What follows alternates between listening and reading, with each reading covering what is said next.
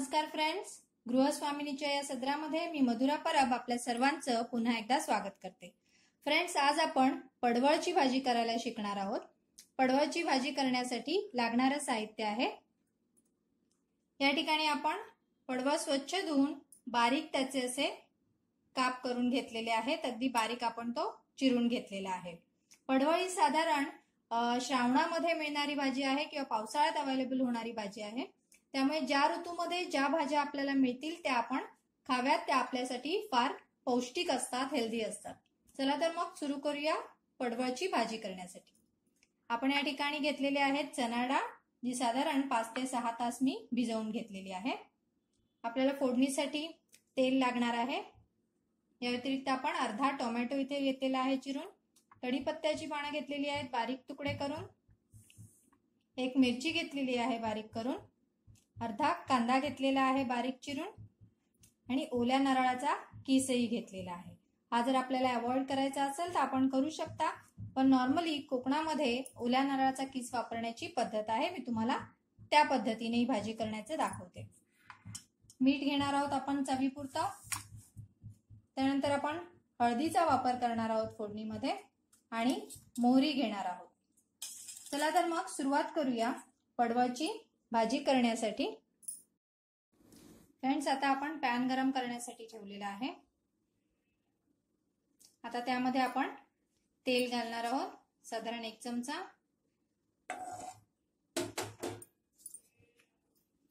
आता फोडणीसाठी घेतलेलं आपण साहित्य त्यामध्ये घालणार आहोत। म्हणजे सर्वप्रथम आपण कांदा परतवून घेऊया।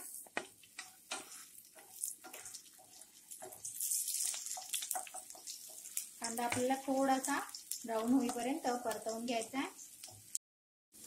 आपण हा कांदा छानपैकी तेलामध्ये परतवून घेतलेला आहे। आता यामध्ये मिरची आणि कढीपत्ता आपण घालून घेतोय आणि तो परतवून घेतोय। आता गॅस आपण थोडा कमी करायचा आहे मिरची घातल्यानंतर, आणि त्यामध्ये साधारण 1 चमचा आपण मोहरी घालतोय आणि पाव चमचा हळदीचा वापर करणार आहोत। आता हे मिश्रण एकजीव करून छानशी फोडणी तयार करून घेणार आहोत। फोडणीला एक खमंग सुगंध आल्यानंतर आपण त्यामध्ये चण्याची डाळ घालून घेऊया आणि ती व्यवस्थित परतवून घेऊया। आता ही डाळ आपण व्यवस्थित परतवून घेतल्यानंतर यामध्ये टोमॅटो घालून घेतोय आणि तोही छानपैकी परतवून घ्यायचा आहे। शक्यतो ही डाळ आपल्याला जास्त वेळ आपण भिजवली असल्याने तेलामध्ये परतल्यानंतर ती लगेचच शिजून येते। आता टोमॅटोही आपण यामध्ये छानसा परतवून घेतला आणि खमंग असा एक त्याला सुगंध येतोय। आता आपण त्यामध्ये बारीक चिरून घेतलेला पडवळ घालून घेणार आहोत।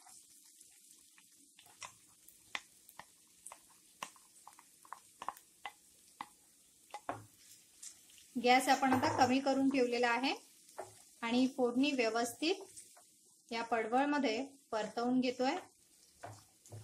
त्याने त्या संपूर्ण पडवळाला एक छानसा खमंग असा त्या फोडणीचा सुगंध येईल। व्यवस्थित ही सर्व इन्ग्रेडियंट्स एकजीव झाले पाहिजे। आणि आता आपण यामध्ये मीठ घालून घेणार आहोत। आवश्यकतेनुसार आपण मीठ घालूया। मिठाचं प्रमाण थोडं बेतातच ठेवायचंय, कारण हे पडवळ शिजल्यानंतर थोडा स्क्वीज होतो, थोडा जवळ होतो। आता आपण त्याला मिक्स करून घेऊया। यामध्ये आपल्याला किंचितही पाण्याचा वापर करायचा नाहीये, त्यामुळे आपण ही भाजी वाफेवर शिजून घेणार आहोत। हवं तर आपण याच्यावर झाकण ठेवून शिजवताना यावर थोडं पाणी घालणार आहोत। आता मी याच्यावर एक झाकण ठेवून त्यावर थोडं पाणी घालते आणि मंद आचेवर आपण हा भाजी किंवा ही पडवळ आपण शिजवून घेणार आहोत। फ्रेंड्स, जेव्हा हे आपण शिजवणार आहोत तेव्हा मध्ये मध्ये आपण दर 5 मिनिटांनी एकदा चेक करायचंय की पडवळ कितपत शिजलाय ते। आता आपण जे झाकण मारून ठेवलेलं आहे ती आपण पडवळची भाजी चेक करतोय। आता ती व्यवस्थित शिजलेली आहे। साधारण 2 ते 3 वेळा मी मध्ये ती चेक केली होती कितपत शिजली यासाठी।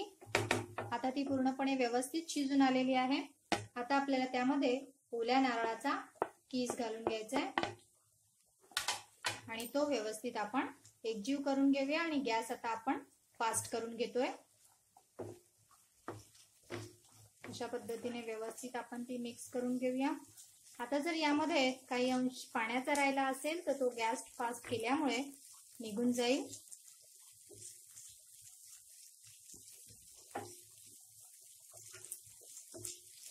अशा पद्धतीने व्यवस्थित आपण ओल्या नारळाचा किसही एकजीव करून घेतलेला आहे। आता मी भाजी आपली तयार झाली आहे, मी ती सर्व करून घेते। फ्रेंड्स, अशा पद्धतीने पडवळची भाजी तयार आहे। आपण नक्की ट्राय करा। अशा पद्धतीने केलेली भाजी अतिशय चवीला छान लागते आणि नक्कीच घरी सर्वांना आवडेल। फ्रेंड्स, आपण माझे व्हिडिओ पाहता आहात, आपल्या कमेंट्स माझ्यापर्यंत पोहोचता आहेत। अशाच प्रकारे आपला सपोर्ट राहू द्या। आपण माझा चॅनल सबस्क्राइब करायला विसरू नका आणि माझे व्हिडिओज नक्की शेअर करा। थँक्यू।